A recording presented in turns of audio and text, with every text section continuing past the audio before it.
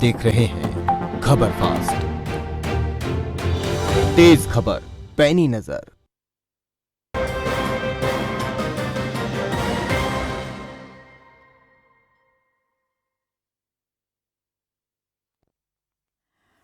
नमस्कार, आप देख रहे हैं उत्तर प्रदेश लाइव और मैं हूं आपके साथ प्रीति सिमार। समाजवादी पार्टी में इन दिनों कुछ ठीक नहीं चल रहा है। चाचा भतीजे से खफा हैं, वहीं आजम भी अखिलेश से नाराज चल रहे हैं।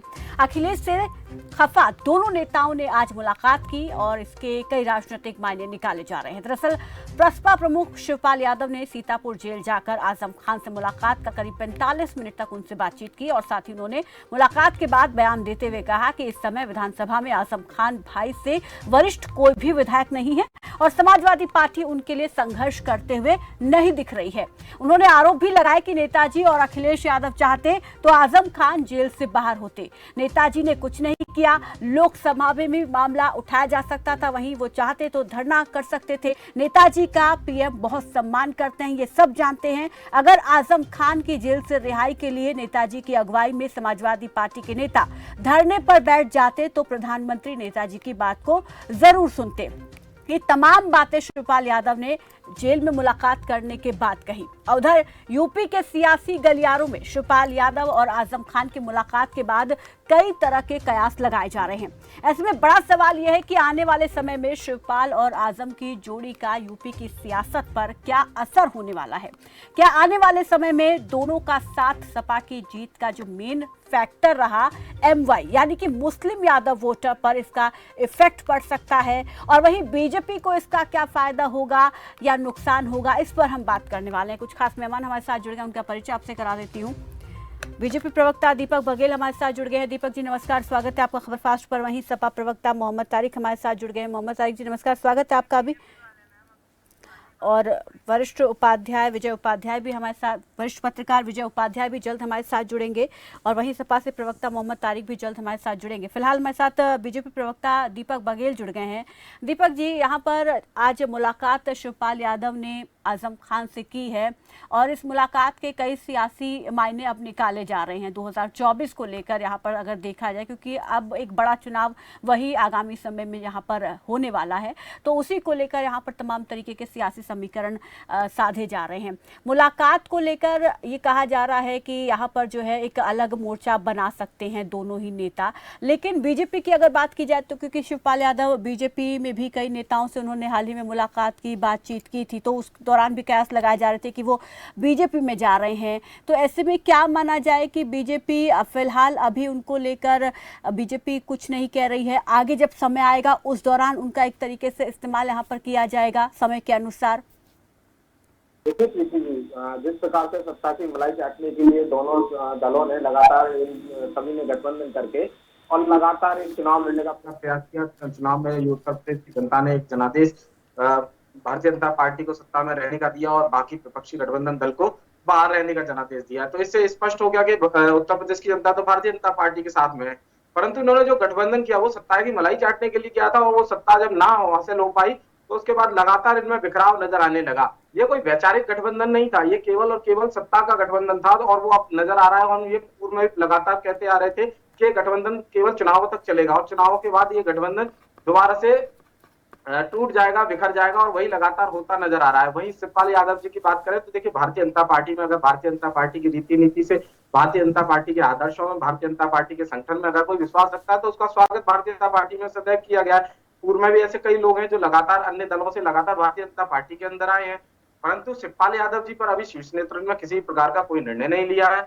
और आगे अगर देखते हैं, अगर वो भारतीय जनता पार्टी के रीति नीति से अगर सरोकार रखते हैं, वो उनमें विश्वास रखते हैं, तो उनका भी स्वागत किया जा सकता है। इसमें भी कोई बड़ी दोहराई की बात नहीं है, परंतु मैं नहीं समझता कि अभी ऐसा कोई संगठन ने निर्णय लिया है। और ये नहीं, तो अभी की हम बात नहीं कर रहे, लेकिन आगे समय के अनुसार यहाँ पर जो है आवश्यकता के अनुसार इस्तेमाल किया जा सकता है, इसकी संभावना है। देखिए प्रीति जी, ये राजनीतिक क्षेत्र है और राजनीतिक क्षेत्र में संभावनाओं को कभी भी नकारा नहीं जा सकता। संभावनाएं किसी भी प्रकार की हो सकती हैं, परंतु अभी भारतीय जनता पार्टी के शीर्ष नेतृत्व में किसी प्रकार का इस प्रकार का कोई निर्णय अभी नहीं लिया। लेकिन यहाँ पर अखिलेश का भी एक बयान सामने आया, वो कह रहे हैं कि क्योंकि इससे पहले अपर्णा यादव भी आई थी और अब उनके भी अगर आने पर संगठन जो है बीजेपी का वो एतराज नहीं जता सकता, उनको पार्टी में ले सकता है, इस तरीके की संभावनाएं हैं। तो ऐसे में उनकी तरफ से कहा गया कि ठीक है, परिवारवाद को वो खत्म कर रहे हैं। हालांकि आप ही पहले उन पर आरोप लगाते रहे कि कहीं ना कहीं समाजवादी पार्टी परिवारवाद को बढ़ावा देती है। अब उनकी पार्टी के ही आपके पार्टी में आएंगे तो आप पर भी तो ये आरोप लगेंगे। देखिए, परिवारवाद का अगर भारतीय जनता पार्टी पे आरोप किस प्रकार से लगेगा? भारतीय जनता पार्टी का तो कोई परिवार का व्यक्ति नहीं है। सारे लोग अलग अलग जगह से आते हैं, सभी समाज को प्रतिनिधित्व करते हैं। कोई यादव समाज का करता है, कोई बघेल समाज का करता है, कोई ब्राह्मण समाज का करता है। तो ऐसे ऐसे कई सारे लोग हैं जो भारतीय जनता पार्टी के अंदर आते हैं। और भारतीय जनता पार्टी का तो देखिए स्पष्ट है, राष्ट्रवाद, सुशासन और विकास के मुद्दे को लेकर हम जनता के बीच में जाते हैं और उसी पे काम करते हैं। अगर कोई राष्ट्रवादी विचारधारा के साथ में जुड़कर जनता की सेवा करना चाहता है तो उन सभी का स्वागत होता है। परंतु वहीं अपर्णा यादव थी, उन्होंने राष्ट्रवादी विचारों को स्वीकार किया, मंच के सामने भी बोला और उन्हीं विचारों पर वो आज काम कर रही है, इसलिए वो भारतीय जनता पार्टी के अंदर है।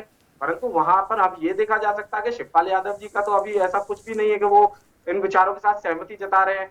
वो वहां पर एक आपस में जो परिवार की लड़ाई है वो आपस में चल रही है, वहां पर केवल सत्ता संघर्ष की लड़ाई है। अखिलेश यादव जिस प्रकार से कांकर पाथर जोड़ के उन्होंने एक जो पूरा अपना एक कनुआ इकट्ठा किया था, वो अब सब ढहता जा रहा है, वो लगातार टूटता जा रहा है। तो ये अखिलेश यादव को चिंतन करना चाहिए कि वो जो जिस आदर्शों के साथ में और जिस विचार के साथ में लेकर चलना चाहते थे गठबंधन को, वो उसको साथ में नहीं लेकर आप जा पाए और उनका गठबंधन लगातार टूटता जा रहा है। आप देखिए, जयंत चौधरी जी भी लगातार आजम खान से मुलाकात कर रहे हैं, वो उनके भी बयान और सुर अलग अलग बदले नजर आ रहे हैं। वहीं पर आप देखेंगे कि समाजवादी पार्टी से प्रसपा के जो अध्यक्ष हैं वो भी लगातार टूटे हुए और बिखरे हुए और मनमुटाव की खबरें आपको लगातार आ रही हैं। वो तो उनके सगे चाचा हैं जिन्होंने उनको बचपन में अपने गोद में खिलाया, ऐसे पिता को भी उन्होंने सत्ता से बेदखल करके अपनी कुर्सी प्राप्त की। तो ये तो अखिलेश यादव जी की पुरानी प्रक्रिया है, वो लगातार दोहराते जा रहे हैं और इनसे पता पड़ता है कि उनमें संगठन का जो गुण है वो बिल्कुल भी नहीं है। हमारे साथ यहाँ पर विजय उपाध्याय वरिष्ठ पत्रकार जुड़ गए हैं, मोहम्मद तारिक सपा से जुड़ गए हैं।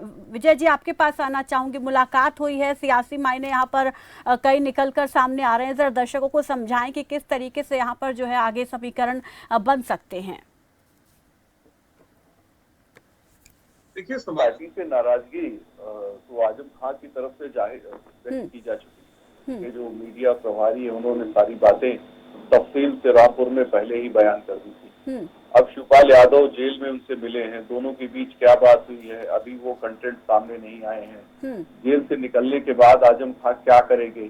हालांकि ये बात सही है कि जो अखिलेश यादव हैं और आजम खान दोनों के बीच में पीढ़ियों का संघर्ष है। वो पुराने नेता हैं, अखिलेश नए जमाने के हैं और तालमेल की थोड़ी सी कमी है, क्योंकि जब शिवपाल पे सवाल पूछा गया था तो उन्होंने उसमें ये सवाल में ये शामिल था कि आजम खान साहब से मिले हैं, तो उन्होंने कहा जो बीजेपी में है उससे बीजेपी के साथ है वो हमारे साथ कैसे हो सकता है। लेकिन आजम खान को लेके अभी ये बात साफ नहीं है कि क्या वास्तव में वो नाराजगी के बाद समाजवादी पार्टी छोड़ के कहीं और जाएंगे। आरएलडी के अध्यक्ष भी उनसे मिले थे और उन्होंने नए समीकरण की बात की थी, तो क्या ऐसा संभव है कि आरएलडी के साथ जाएं आजम खान? लेकिन ये सारी चीजें अभी कयास है, सही स्थिति आने वाले समय में पता लगेगी। और जहां तक शिवपाल के बीजेपी में जाने या न जाने की बात है, मुझे लगता है कि भारतीय जनता पार्टी में शिवपाल शामिल होंगे या बीजेपी शामिल करेगी, इसमें मुझे संदेह है। ठीक है तारिक जी, यहाँ पर जिस तरीके से सभी आजम खान से मुलाकात कर रहे हैं वो काफ़ी टाइम से नाराज़ चल रहे हैं और उनके मीडिया प्रभारी की तरफ से नाराज़गी जताई गई। आज शिवपाल यादव ने मुलाकात की है उनसे और आरोप भी लगाए हैं कि अगर नेताजी चाहते तो शायद आजम खान जो हैं वो जेल से बाहर आ जाते। तो यहाँ पर तमाम जो दल हैं वो कहीं ना कहीं एक तरीके से शिवपाल यादव पर हम कहें कि डोरे डाल रहे हैं, उनको अपनी ओर खींचने की कोशिश कर रहे हैं। लेकिन समाजवादी पार्टी के साथ है, लेकिन समाजवादी पार्टी को कद्र नहीं है उनकी।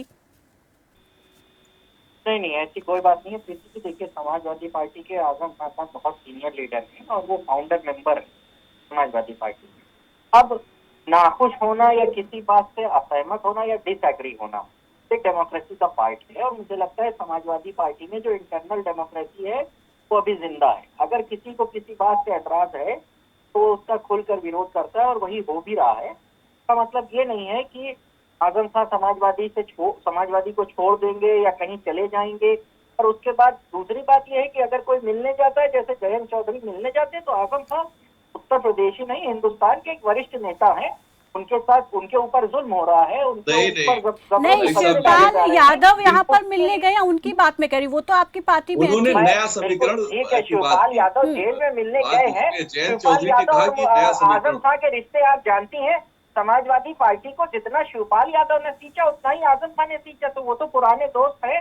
तो अगर एक दोस्त जेल में बंद है, लेकिन दोनों को ही यहाँ पर नजरअंदाज किया जा रहा है। आप ये बात मान रहे हैं कि दोनों को पार्टी को दोनों ने सींचा, दोनों को ही यहाँ पर नजरअंदाज किया जा रहा है पार्टी के अंदर। ये अभी ये सब कयास है। मेरी एक बात सुन लीजिए, 1 मिनट की बात है ना। शिवपाल अभी फिलहाल समाजवादी के संपर्क में है, न वो कहीं जा रहे हैं, ना आजम खान जा रहे हैं। मैं क्लियर कट ऑन रिकॉर्ड ये बात कह रहा हूँ, क्योंकि मैं इंटरनली पार्टी से जुड़ा हूँ। मुझे पता है कि पार्टी के अंदर क्या चल रहा है। वो मैं मीडिया फोरम पे एग्जैक्टली नहीं बता सकता, लेकिन मोटा मोटा कह सकता हूँ कि अभी फिलहाल कोई कहीं नहीं जा रहा है। सबसे बात हो रही है, हाँ नाराजगी है। मैं बहुत क्लियरली इस चीज को एक्सेप्ट कर रहा हूँ कि नाराजगी है। मैं इसको इंटरनल डेमोक्रेसी के नाम देता हूँ। मैं इसको, ये इंटरनल डेमोक्रेसी है कि असहमति है या लड़ रहा है, ये गलत हो रहा है, तो उसको खुल के अपने फोरम से बात कही जाती है। और इसको तो मैं व्यक्त कर रहा हूँ इस बात को कि वो एक डेमोक्रेसी आज भी हमारी पार्टी जिंदा कर रखते हैं। इनसे पूछ लीजिए, इनकी पार्टी में कितनी इंटरनल डेमोक्रेसी जिंदा है। और लोग पार्टी से तो आते रहते हैं ना। अब मैं गिनाने लगूंगा तो शाम हो जाएगी इनकी पार्टी के कितने लोग हैं। नहीं तो तारिक जी, क्यों स्टैंड यहाँ पर अखिलेश यादव क्लियर नहीं कर रहे हैं शिवपाल यादव को लेकर? क्यों वो आजम खान से मिलने नहीं गए एक बार भी? केवल 2 साल में एक बार गए, इसके बाद एक बार भी नहीं गए। एक बार गए, बस एक ही बार गए, इसके बाद दोबारा नहीं गए। वो बात तो मैं भी कह रही हूँ। ठीक है, मैं खुद कह रहा हूँ। चलिए मैं खुद कह रहा हूँ, उनको जाना चाहिए। ठीक है, पार्टी के अंदर इंटरनली इस बात का बहुत ज्यादा इस बात को उठाया गया, हर फोरम पे उठाया गया कि आजम खान साहब के साथ गलत हो रहा है। मैं वही बात कह रहा हूँ। पार्टी के नेताओं ने भी उठाया, पार्टी के अंदर रहकर उठाया कि समाजवादी में कहीं ना कहीं और समाजवादी में गलत हो रहा है। यही तो मैं कह रहा हूँ कि ये इंटरनल डेमोक्रेसी की खूबसूरती है। अंदर से अगर गलत हो रहा है तो उस चीज को, उस मसले पार्टी के अंदर उठाया जा सकता है। तो लोग उठा रहे हैं, तो इसमें बीजेपी के साथ दर्द हो रहा है ना। वो अपना देखिए, अभी मंत्रालय जाए 2-4 रोजगार पैदा करने, जो बेचारे मारे थे ठिकाने, उनको 2-4 लाख रुपए दे दे। ठीक है, लेकिन अभी तो आपकी पार्टी में भी अंदर खाने बहुत सी चीजें चल रही हैं। ठीक है, विजय जी कुछ कहना चाह रहे हैं। विजय जी बोलिए। सरकार चलाए हम। मैं कह रहा हूँ कि ये तारिक साहब कह रहे हैं कि समाजवादी पार्टी में है शिवपाल यादव, तो शिवपाल यादव को तो समाजवादी पार्टी ने स्वयं कह दिया कि वो हमारे सहयोगी दल के विधायक हैं प्रगतिशील समाजवादी पार्टी के, तो वो तो समाजवादी पार्टी में है भी नहीं। तो ये तो तथ्य ही गलत पेश कर रहे हैं। और आजम साहब ने के जो सिंबल से समाजवादी, आजम के जो मीडिया प्रभारी ने जो सारी बातें कही हैं, अध्यक्ष बनाते हैं। मैं जानता हूँ कैसे वो अध्यक्ष बनाने की प्लानिंग है, आप लोगों की पूरी प्रक्रिया जानता हूँ। लेकिन इसके बावजूद तारिक जी, सौतेला व्यवहार उनके, ठीक है, आप खुद इस बात को मान रहे हैं कि आपके सिंबल पर उन्होंने चुनाव लड़ा और उसके बावजूद उन्हें फिर विधायक दल की बैठक में नहीं बुलाया गया, तभी से तो नाराजगी चली आ रही है। और अब इतनी हो गई है कि अखिलेश उनको लेकर अभी तक कुछ मीडिया के आगे कुछ स्टैंड भी क्लियर नहीं कर पा रहे हैं। मेरी एक बात सुन लीजिए। बीजेपी सीधे ये देखिए, विधानसभा उपाध्यक्ष का जो पद होता है वो ज्यादातर विपक्ष को दिया जाता है। अब बीजेपी कहीं ना कहीं आजम खान उनके शिवपाल के ऊपर ये डोरे एक किस्म से डाल गई है कि आपको आपके साइकिल के संदर्भ से जीते हैं, हम अपने विधायकों को देके आप विधानसभा उपाध्यक्ष बना देंगे। तो ये तो बीजेपी की चालें मान के शुरू जा रहे हैं। तब आपको अध्यक्ष का पद भी चाहिए, विधानसभा अध्यक्ष का पद भी चाहिए और उपाध्यक्ष का पद भी चाहिए। मान से आपकी पार्टी में चले तो पद प्रणाम वो किसको दिया जाए, तो विपक्ष को नहीं देना चाहती। नहीं, अगर तारिक जी आगे देखिए समीकरणों पर हम, क्योंकि समीकरण बदलने की यहाँ पर हम बात कर रहे हैं, अगर तीसरा विकल्प यहाँ पर दोनों ही नेता अपना लेते हैं तो फिर आगे चल के तो समाजवादी पार्टी के लिए मुश्किल हो सकती है ना।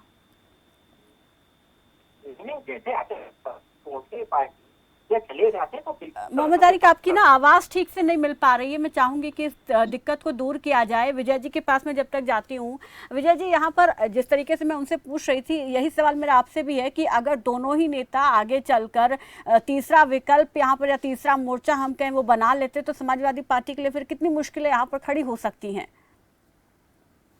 देखिए, बहुत ज्यादा दिक्कत आएगी समाजवादी पार्टी के सामने अगर ऐसा कुछ होता है, क्योंकि आजम खां और मुलायम सिंह 1991 में जब इनकी पार्टी बनी थी तो आजम खां, मुलायम सिंह, जनेश्वर मिश्रा, मोहन सिंह, इन सारे नेताओं ने मिलकर पार्टी बनाई थी और आजम खां एक बड़ा स्तंभ माने जाते हैं समाजवादी पार्टी।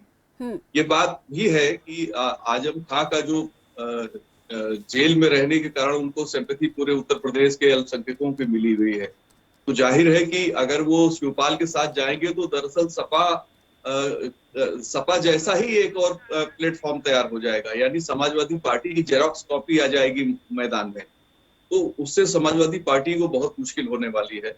पहले से ही अपर्णा यादव भारतीय जनता पार्टी में जा चुकी हैं। समाजवादी पार्टी के तमाम ऐसे नेता, बड़े नेता जो पहले सपा के साथ थे, कहीं न कहीं नाराज चल रहे हैं या दरकिनार हैं। तो अगर आप टीम अच्छी नहीं रखेंगे तो राजनीति में आपके लिए मुश्किलें खड़ी होंगी। आप देखिए विधानसभा चुनाव में भले ही 35-36% वोट मिल गया समाजवादी पार्टी को, लेकिन सीटें नहीं मिली और सीटें सिर्फ इसलिए 2-3-4% वोट के लिए मेहनत नहीं कर पाई पार्टी। अगर उतनी मेहनत कर सकती, क्योंकि बीजेपी के पास बहुत बड़ी टीम है, संगठन बहुत अच्छा है, उस केंद्र से लेकर प्रदेश तक उसके पास पूरी फौज है बड़े नेताओं की, जो जिनको क्राउड पुलर कहा जाता है, यानी भीड़ जिनको सुनना पसंद करती है। ऐसे नेताओं की समाजवादी पार्टी में कमी होती जा रही है और अगर आजम खां और शिवपाल एक साथ आते हैं तो ये तो जेरॉक्स कॉपी हो जाएगा समाजवादी पार्टी का। और इसमें शिवपाल को हर समाजवादी पार्टी का हर कार्यकर्ता शिवपाल यादव को जानता है या शिवपाल यादव से मिलता है या उन्हें पसंद करता है। तो अखिलेश के सामने बहुत बड़ी चुनौती होगी अपने आप को मजबूत बनाए रखने में। मोहम्मद तारिक जी, आपने सुना कि एक तरीके से समाजवादी पार्टी की जेरोक्स जो है वो तीसरे विकल्प के तौर पर जनता के सामने आ जाएगी, तो मुश्किलें आगे बहुत ज्यादा बढ़ने वाली हैं आपके। मोहम्मद तारिक, मेरी आवाज मिल पा रही है आपको? लगता है हमारा संपर्क उनसे टूट गया है। दीपक बघेल, यहाँ पर जिस तरीके से विजय जी कह रहे हैं कि समाजवादी पार्टी की जेरॉक्स कॉपी एक तरीके से जो है वो मैदान में उतरेगी, तो कहीं ना कहीं समाजवादी पार्टी की तो मुश्किलें बढ़ेंगी। क्या आप बीजेपी के लिए भी किसी प्रकार की कोई मुश्किल देखते हैं? देखिए प्रीति जी, भारतीय जनता पार्टी के लिए किसी भी प्रकार के कोई मुश्किलात नहीं है और ये तो भारतीय जनता पार्टी के लिए ठीक है कि देखिए जिस प्रकार से गठबंधन में जो रार पड़ी है, जो विपक्ष के अंदर रार पड़ी है, वो भारतीय जनता पार्टी के लिए सीधी सीधी लाभकारी है। ये किसी से छुपा नहीं है, साफ नजर आता है। मेरे मित्र अभी मोहम्मद तारिक जी कई सारी बातें कर रहे थे, बोले थे इंटरनल डेमोक्रेसी की बात कर रहे थे। तो मैं बताऊं ये इंटरनल डेमोक्रेसी नहीं है, इंटरनल तानाशाही है। तानाशाही जिस प्रकार से लगातार शिवपाल यादव जी नाराज चल रहे हैं और उसके बाद भी अखिलेश यादव जी ने एक बार भी उनसे बात नहीं की, एक बार भी उन्होंने मान मनोबल करने का प्रयास नहीं किया। वो इतने वरिष्ठ नेता हैं, समाजवादी पार्टी के फाउंडर मेंबर हैं और लगातार समाजवादी पार्टी के गठन के समय से लगातार काम करते आ रहे हैं। उनके बारे में एक बार भी नहीं सोचना, उनसे किसी प्रकार की बात नहीं करना और जब उनसे उनके ऊपर सवाल पूछा जाए तो उनका हमेशा से उल्टा जवाब देना कि वो जो बाहर जाना चाहता है वो बाहर जाए। तो इस प्रकार के बयानों से साफ स्पष्ट रूप से नजर आता है कि समाजवादी पार्टी के अंदर कुछ भी ठीक नहीं है। वहां किसी प्रकार की कोई डेमोक्रेसी नहीं है, वहां केवल और केवल तानाशाही है। और तानाशाही भी एक व्यक्ति की जो एक परिवार से होते हुए एक व्यक्ति तक आई, वो एक नए जमाने के जो औरंगजेब है वो उस तरह से ही तुलना कर रहे हैं। उन्होंने अपने पिताजी को भी सत्ता से बेदखल किया, चाचा को भी सत्ता से बेदखल किया और उसके बाद स्वयं उस सत्ता पर काबिज हो गए। और स्वयं की सत्ता काबिज करने के बाद भी लगातार उन्हें अगर किसी से लगता है कि वो उनसे कमजोर है, उनके बराबर उनके अंदर प्रतिभा नहीं है और अगर कोई प्रतिभावान अगर कार्यकर्ता या कोई नेता अगर समाजवादी पार्टी के अंदर आता है तो उनसे डर के कारण उनको बाहर निकालने का प्रयास करते हैं और यही सामने नजर आ रहा है जनता के बीच में। तो जो पार्टी के संगठन के नेता, जो विपक्ष के नेता अपनी पार्टी को ही नहीं संभाल पा रहे हैं, आप क्या उनसे उम्मीद कर सकते हैं वो उत्तर प्रदेश की 24 करोड़ जनता का ख्याल रख सकते हैं? वो अपनी पार्टी के कुछ नेताओं को नहीं संभाल पा रहे। तो ठीक है, ये चीज दूसरी पार्टियां, दूसरे दल समझ रहे हैं कि जो इस वक्त स्थिति समाजवादी पार्टी के अंदर है उसका लाभ दूसरे दलों को मिलेगा, तो समाजवादी पार्टी क्यों नहीं इस चीज को समझ पा रही है? मोहम्मद तारिक, यहाँ पर दीपक बघेल कह रहे हैं कि इसका फायदा निश्चित रूप से बीजेपी को मिलेगा, इसको लेकर पूरी तरीके से आश्वस्त है। दूसरा दल समझ गया, लेकिन आप इस चीज को नहीं समझ पा रहे हैं, आपकी पार्टी नहीं समझ पा रही है। और विजय जी कह रहे हैं कि एक तरीके से जेरोक्स, ये यहाँ पर तीसरा विकल्प अगर बनता है तो समाजवादी पार्टी का जेरोक्स होगा। ये जैसे हम तो उस चीज को समाजवादी पार्टी, अगर समाजवादी पार्टी न समझ रही होती तो क्यों ये सब चीजें बहुत पहले ही हो जाती। हम क्यों चाहेंगे कि हमारी पार्टी के नेता छोड़ के चले जाएं? मगर ये कहना कि अगर वो चले जाएंगे तो इनका बहुत बड़ा फायदा हो जाएगा, तो इसका मतलब इनके पास अपने काबिल नेता नहीं थे। तो ये क्या शिवपाल की काबिलियत पे बीजेपी को और आगे बढ़ाना चाहते हैं या इनको अब ये लगता है कि इसके बाद जो मोदी का और योगी का जाति है वो कम हो जाएगा, मंत्रिमंडल वो में आधे संभाल दूसरे लेंगे, दलों के मुझे लगता है। हैं तारीख के यहाँ। के भरोसे पे आज 273 सीटों भाजपा के साथ में सरकार के उत्तर प्रदेश मंत्रिमंडल में आधे दूसरी पार्टी के हैं। उत्तर प्रदेश के आप अंदर बोल लीजिए, मुख्यमंत्री फिर मैं हमारा चुप इसी हो बात जाता पे हूँ। बने हैं योगी आदित्यनाथ जी, जिससे लगातार ठीक है दीपक जी रुक जाइए, एक बार उन्हें तो बोलने दीजिए। नहीं बिल्कुल ma'am shall be a good listener. पहले जिस प्रकार से झूठ का प्रचार कर रहे हैं वो जनादेश जनता ने अभी कुछ समय पहले भी दिया। जल्दी में रहते हैं बीजेपी वाले, जल्दी से बोल दें। दीपक जी रुकिए एक बार उनको बात कीजिए। डेमोक्रेसी विपक्ष को भी बराबर स्पेस ठीक, देती है, तारिक तो जी वो बोलिए। स्पेस तो मुझे देते। ठीक है तारिक जी बोलिए। तो मैं वही कह रहा हूँ ना कि जैसे अगर हम बिल्कुल एक्सेप्ट कर रहा हूँ इनकी बात बीजेपी की जो है कि अगर वो जाएंगे छोड़कर तो समाजवादी का लॉस होगा। 110% अगर शिवपाल नहीं रहते हैं, जैसे उसका दल समाजवादी के नहीं थे, वो दूसरा दल था, लेकिन फिर भी अगर समाजवादी के साथ नहीं रहते हैं तो समाजवादी का लॉस है, मैं खुद एक्सेप्ट कर रहा हूँ। आजम खान अगर समाजवादी के साथ नहीं रहते, समाजवादी का बहुत बड़ा लॉस है। हम अपना हेड टू टेल ट्राई करेंगे कि वो न जाए, और अभी तक ऐसी कोई बात नहीं है, मैं तो वही कह रहा हूँ। लेकिन संभाल पा रहे हैं नहीं संभाल पा रहे हैं, ये हमारे घर का मसला है। मैं फिर कह रहा हूँ, घर में दिक्कतें होती रहती हैं, परिवार में भी दिक्कतें होती रहती हैं। जब तक वो स्प्लिट ना हो जाए, टूट ना जाए, तब तक ये माना जाता है कि वो एक है, एक मुट्ठी में बंधा हुआ है। अभी कुछ भी टूटा नहीं है, सिर्फ बातें अफवाहें हैं। समाजवादी पार्टी एक लेकिन परिवार है, वो तारिक अभी जी साथ में समय रहते उसी डैमेज परिवार में कंट्रोल भी आजम तो खान किया है। जाता है ना, या इंतजार किया जाता है कि सब कुछ जलकर राख हो जाएगा, उसके बाद फायर ब्रिगेड को फोन करेंगे, आग बुझाई जाएगी। डैमेज कंट्रोल का काम हो रहा है, अब उसको पब्लिकली मीडिया में बताकर नहीं किया जाएगा। मैं यही तो कह रहा हूँ, जो नाराजगी है वो अगर किसी इंटरनल डेमोक्रेसी का हिस्सा है, अंदर से आदमी नाराजगी दिखा रहा है कि पार्टी के इस काम से मैं नाखुश हूँ, या इस प्रतिक्रिया से नाखुश हूँ, या इस क्रिया से नाखुश हूँ, या इस एक्ट से नाखुश हूँ, तो उसके ऊपर काम इंटरनली समाजवादी पार्टी कर रही है। उसको मीडिया के सामने नहीं बताया जा सकता। यह हो सकता है मेरी जानकारी में ही ना हो, लेकिन मेरी जितनी जानकारी में है उसके ऊपर काम हो रहा है। हम कंट्रोल करने की कोशिश कर रहे हैं, नहीं होता है तो फिर कोई बात नहीं, इनको मुबारकबाद देंगे हम। ठीक है विजय जी, क्या आपको लगता है कि अभी भी कहीं ना कहीं देरी हो रही है? जिस तरीके से तारिक जी कह रहे हैं कि पार्टी के अंदर हम डैमेज कंट्रोल करने की कोशिश कर रहे हैं, लेकिन मीडिया के सामने हम नहीं दिखा सकते, लेकिन मैसेज तो गलत यहाँ पर जा ही रहा है ना। कोई पॉजिटिव रिस्पॉन्स भी तो अखिलेश यादव की तरफ से, या पॉजिटिव कोई स्टेटमेंट भी तो नहीं आ रहा है। जिस तरीके से उन्होंने शिवपाल यादव के लिए कह दिया कि जो बीजेपी के साथ है वो समाजवादी पार्टी में नहीं रह सकता है। नहीं देखिए, एक तो बहुत प्रीति जी ये बात साफ है कि शिवपाल यादव समाजवादी पार्टी नहीं, प्रगतिशील समाजवादी पार्टी के नेता बिल्कुल, और वो बीच बीच में अपनी इस नई पोजीशन का आजकल वो पॉलिटिकल लाभ भी ले रहे हैं। जैसे उन्होंने कहा कि भाई 111 समाजवादी पार्टी के 111 विधायकों में एक मैं भी हूँ, अखिलेश मुझे पार्टी से निष्कासित करते हैं। तो वो दोहरा गेम खेल रहे हैं। एक तरफ वो प्रसपा के अध्यक्ष भी बने हुए हैं और दूसरी तरफ वो समाजवादी पार्टी के विधायक भी हैं। वो गठबंधन का कुछ ऐसा स्वरूप है। बीजेपी ने भी अपने निषाद पार्टी के कई साथियों को अपना सिंबल देके टिकट दिया है, तो ये चलता है राजनीति में। लेकिन वो है प्रसपा के नेता, ये बात साफ है। हालांकि अब वो चूंकि परिवार की पार्टी रही है तो जाहिर है वो उसका बेनिफिट ले रहे हैं।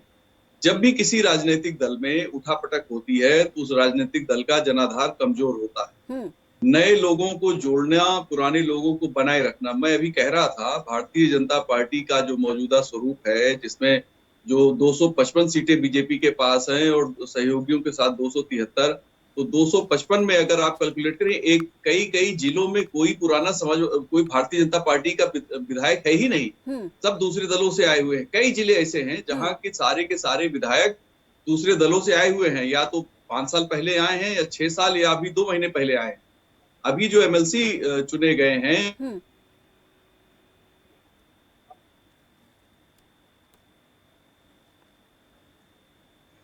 तो जनाधार मजबूत रखने के लिए उसमें नए लोगों को जोड़ना बहुत जरूरी है, और जो पुराने हैं उनको बचाए रखना।